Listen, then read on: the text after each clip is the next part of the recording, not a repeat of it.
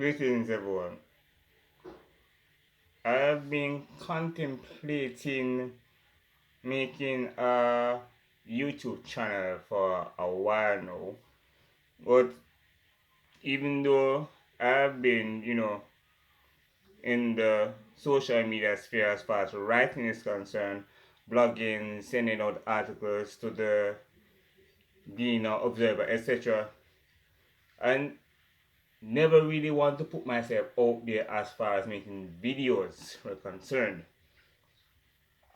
However, recent events have forced me to get a little bit more open as far as making my voice heard. Thing is, I'm not here to talk about me or my experiences or anything personal. That's not why I'm here. I'm troubled for the state of this country that I love called Jamaica. And the reason why I say this is that this government has taken it upon themselves to throw out our constitution and replace it with one of their choosing. And when I say this government, I mean the JLPNP. They're all the same. One bird, two wings. You have the left wing and the right wing. Two wings are the same bird. That's all they are. Now, let me start out by saying, for those of you who don't know, or anybody who's read my blog should know this, that I am a die-hard royalist. I make no apologies for being a die-hard royalist. I've always been a royalist. And because of that, I am very proud to say I fully support the Constitution of Jamaica as we have it right now with His Majesty the King as our sovereign. I'm not interested in seeing that change. The government, however, is interested in seeing that change. Why? Is it for the sake of the people? Not at all. No, the government has said, well, not the government through the Constitutional Reform Committee has said that they are looking at a Republican model that mimics what we see in countries like Barbados or in Trinidad or in other parliamentary republics where they have a ceremonial president to represent the monarch, to represent them basically. But because who does the ceremonial president represent? He doesn't represent the people because he's not elected by the people. A ceremonial president does not represent the people. He's not elected by the people. But yet, they want to tell us that he is.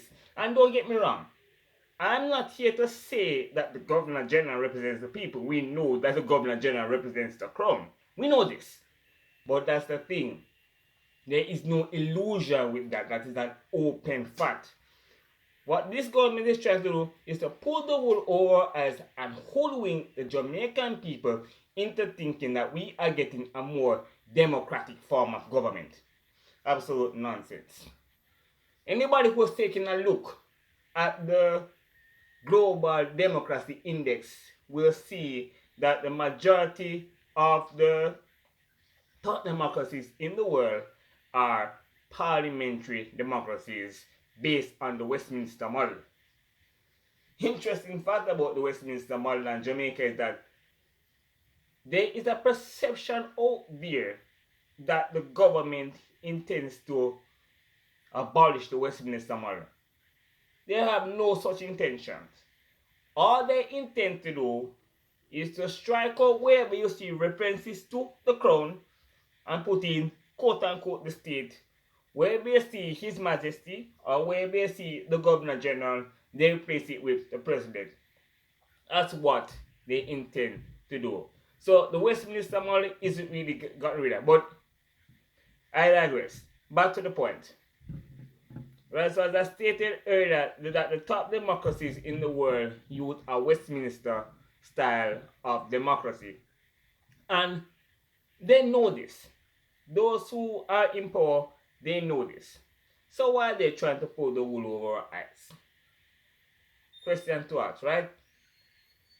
I was watching a discussion where certain members of the Constitutional Reform Committee, they were basically speaking of, why they chose to go the route that they chose to go.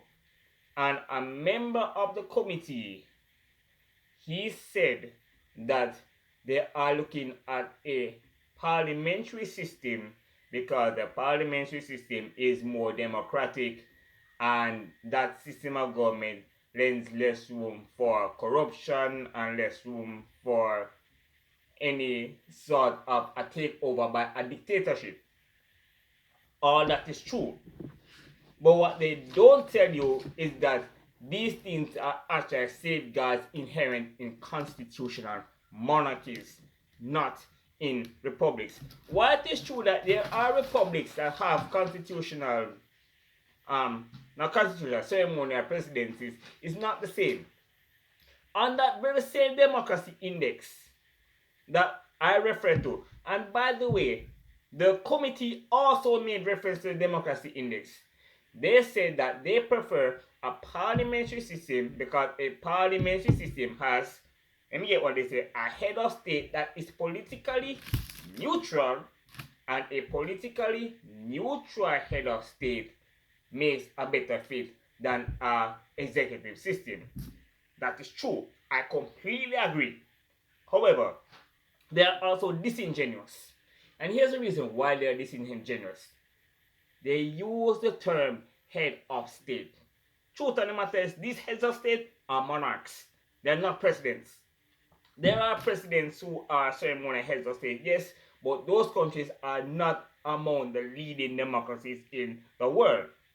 The leading democracies in the world are Denmark, headed by Queen Margaret II, Sweden, headed by King Carl XVI Gustav, Norway, headed by King Harald V, the Netherlands, headed by King William Alexander, and then there is New Zealand, who, like us, also has King Charles III as head of state. They don't tell us that these are monarchies. They tell us that these have ceremonial heads of state. They're trying to pull the wool over our eyes by playing mental gymnastics with the people. Now, going back to the whole idea of neutrality, there's a quote that I found. Let me find it here. Where is it? Okay, so it's from the Daily Telegraph, and it says as follows. This was from 1998, while Her Majesty still lived. It says, "We should all carefully bear in mind the constitutional safeguards inherent in a monarchy. While the Queen occupies the highest office of the state, no one can take over the government. While she is head of the law, no politician can take over the courts. While she is command of the armed forces, no dictator can take over the army. The Queen's power is in short to deny power to anyone else. Any attempt to tamper with the royal prerogative should be firmly resisted." Now, depending on what your outlook is, some persons might say, if the king's power, well, it says queen then, but it's king's, no. If the king's power, the king's role is to deny power to anyone else, then he is quote unquote stifling the people and should be got rid of. That's what some persons will tell you. But the truth of the matter is, given the state of corruption in our country, do we really want a system of government where our head of state is beholden to the JLP and the PNP? Again, let me emphasize, they are not looking at an executive presidency. They are looking at a parliamentary system. And in a parliamentary system, the people do not elect the head of state. The head of state does not represent the people. The head of state represents the two political parties in power. And yet, they want to pull the wool over our eyes and tell us that this is about democracy. If this is really about democracy, they would have kept the constitution like it is. Or even if they're not keeping the constitution like it is, they would have at least come up with reforms that have more more significant impact on the people. I'll give you an example. So, a few weeks ago, I wrote an article in the Observer called Ditch the Court, Keep the King. The premise of that article that I wrote, I'm not going to read it here, but I'll just give you the premise. The premise of that article is that currently the highest court in Jamaica is the Judicial Committee of His Majesty's Privy Council, which, by the way, is separate from the Executive Privy Council, which advises the King, which has no role here. Although, incidentally enough, our Prime Minister is a member of that council. Try to make that make sense. So he wants the king gone, but he's still sitting on the King's Council.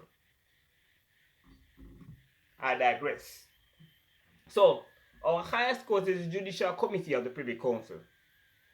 The Judicial Committee of the Privy Council has served one purpose and one purpose only, which is to strike down the death penalty rulings.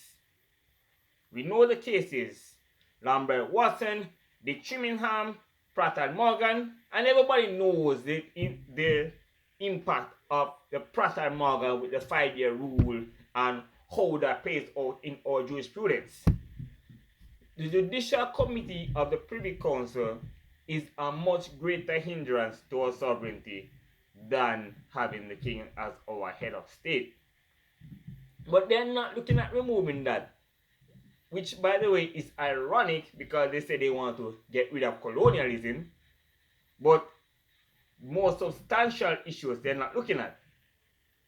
So that's one example of a reform that they could look at. Other areas of reform that they could look at is, for example, term limits for MPs, or impeachment of MPs, recall procedures. There's so many other things that they can look at to make the government more accountable to the people of Jamaica. But they are looking at get rid of the king. Why are they doing this? Now, I have a theory. Don't know who this theory is, but I have a theory. In 2021, the government of Barbados decided that they are going to unilaterally remove the then Queen Elizabeth with no consultation or approval from the people. Incidentally enough, I cannot tell you the amount of persons that I have spoken to with a Republican point of view who think that it is perfectly okay for a government to change the constitution of a country without consulting the people and then call itself a democracy. It is laughable. Interestingly enough, while he was still Prince of Wales, His Majesty the King, speaking at the 2022 Commonwealth Summit in Rwanda, stated perfectly well that any country in the Commonwealth that wants to move on from the monarchy, then it is for the people of the country to decide what their constitutional arrangements ought to be.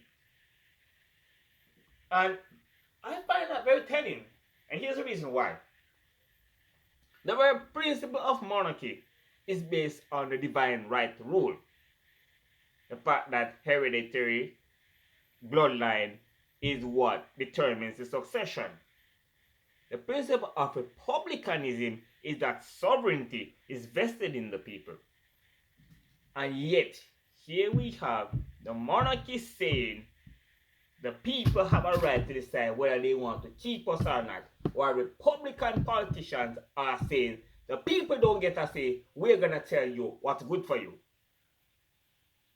So you kind of see that, it's not exactly a very open, a very transparent process as far as, so many things are going on.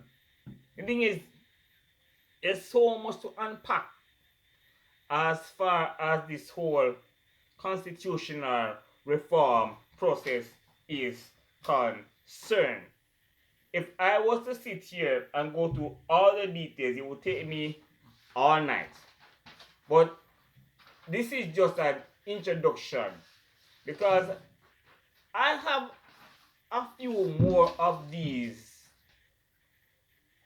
talks lined up because I have a lot to say regarding why we should turn out at the polls and vote no on a republic referendum.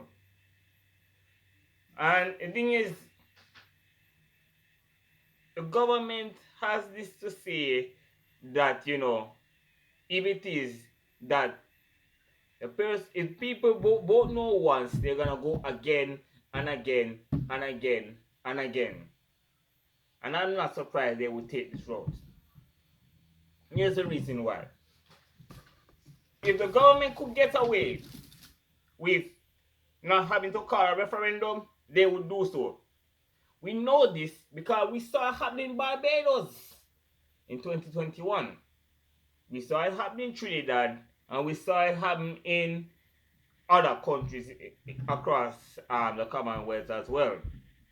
Now, there is an argument that says, why do we need to remain a monarchy when we don't have to be a monarchy to be in the Commonwealth? Most Commonwealth countries have done so, and that is true. What they don't tell you is that majority of these countries, republic wasn't approved by the people, or in some cases they became independent as republics, and that's fine too. But a lot of the countries, they didn't choose to be a republic. I'm not saying that they should go back now. They already chose it. The government already chose them. Fine. I'm not concerned about them. I'm concerned about Jamaica. And by extension, the other realm countries as well. Canada, Australia, New Zealand. Right. And the fact that, there is a push by some persons to throw out the king because it thinks it makes them look good. And we saw this happening in Barbados when the Prime Minister decided that she was going to throw out the monarchy, and it got them a lot of media attention. Let's be fair, a lot of the media attention came directly from the United States, and we know the history of Americans with the monarchy, so they're always going to celebrate these things, even for propaganda purposes. And let me digress here to talk about the American media and the propaganda that they filter against the monarchy. And people think I'm being hyperbolic when I talk about this, but this is real. And I give an example.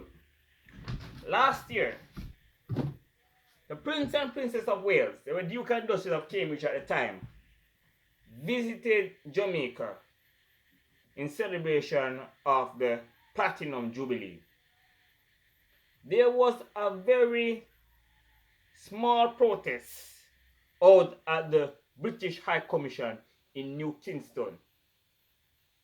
William and Kate, the Royal Highnesses, let me be proper, did not even encounter the protests. What they did encounter in Trenchtown was a large crowd coming to greet them jubilantly and happily. You know what the media did? They barely reported on the large crowd that came out to greet the royals. But they talked about the small protest outside the High Commission and make it look as though that small protest was representative of the views of the Jamaican people. I'm not ignorant of the fact that there are people out here with Republican views. I went to UWI, and most, if not all of my lecturers have Republican views, and many of my classmates, many of them were influenced by these Republican views from my lecturers. So I know Republicans are out there, but the idea that everybody out there has the same viewpoint, that to me is grossly dishonest and disingenuous. And yet that is the narrative that is being sold in the overseas media and even in our local media right here in Jamaica. It is not true.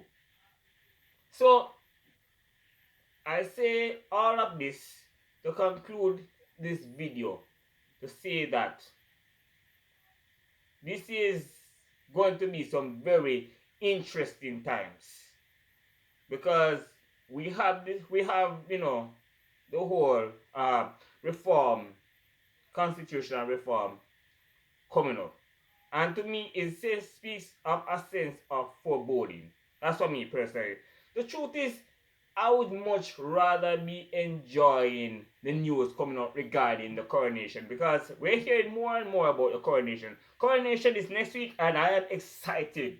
I can't wait to see that. Even though, yes, we know the nonsense that's going on with Harry and Meghan and what they're trying to do, and also Andrew as well. People like Harry and Meghan and they're rogue royals, right? Which is the reason why they're at the back of the succession line. But overall, I would really just enjoy the coronation and what's going to come out of that. But there is this sort of Damocles hanging over our heads now with this change that is looming. We have some interesting times ahead of us. And like I said before, I'm not going to go into all the reasons why is it that I am firmly of the belief that a Republican form of government is not the right choice for the Jamaican people. And I truly hope that when the referendum is called, the Jamaican people will give the government a big NO. We've seen it happen before. We saw it happen in St. Vincent and the Grenadines. We saw it happen in the very little island of Tuvalu. And of course, the most famous case was the Australian referendum of 1999, where all the states, except for one, decide that they're going to vote no to a republic. So the monarchy does have a track record of winning referendums. However, I'm not ignorant of the danger. And the danger is this. There is a school of thought out there which states that King Charles does not have the same popularity as the late Queen Elizabeth. I don't know if that's true, but we can also put that to the test. And we know the incident that happened as far as, his first marriage to Lady Diana was concerned, and the fact that that did not go very well. Interestingly enough, presidents who are elected are not necessarily judged based on whether or not they have been divorced in the past, but somehow King Charles get judged because of, the fact that his first marriage ended in divorce. So we know that, the Diana fans would be the skip over Charles crowd. But I'm not talking about those persons, because those persons are not necessarily anti-monarchy, even though some of them prefer William on the throne and not Charles. I'm not talking about those persons. I'm talking about those persons who said president time. No. Those are the persons that I am talking about. So I know, that these persons are out there. I know that they exist. But at the same time, regardless of that, I'm here to counteract the lies, the myths, and the misconceptions put out there by the ruling class who want to change our constitution not to suit the people of Jamaica, but to suit themselves. So stay tuned as the Jamaican Tory gives you more.